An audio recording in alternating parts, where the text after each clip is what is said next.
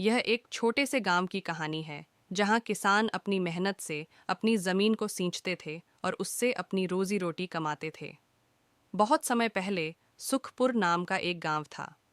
गांव की मिट्टी उपजाऊ थी और चारों ओर हरियाली ही हरियाली थी। गांव के लोग साधारण जीवन जीते थे और खेतीबाड़ी ही उनका मुख्य काम था।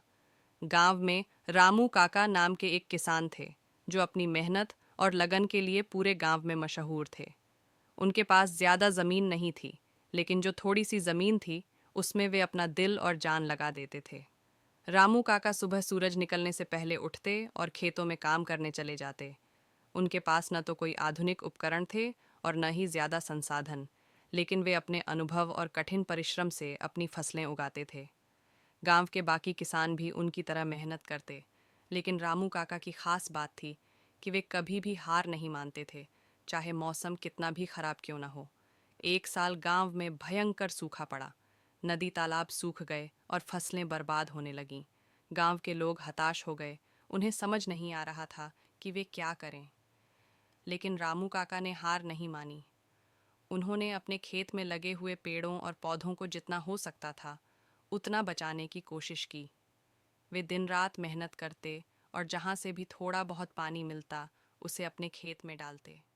कुछ महीनों बाद जब बारिश आई तो रामू काका की मेहनत रंग लाई। उनके खेत में नई हरी फसलें लहलहाने लगीं, जबकि बाकी किसानों की फसलें पूरी तरह से नष्ट हो चुकी थीं। गांव के लोग रामू काका की प्रशंसा करने लगे।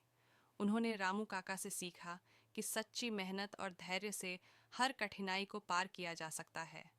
गांव में फिर से खुशहाली लौट आई और रामू काका की यह कहानी गांव के लोगों के लिए एक मिसाल बन गई।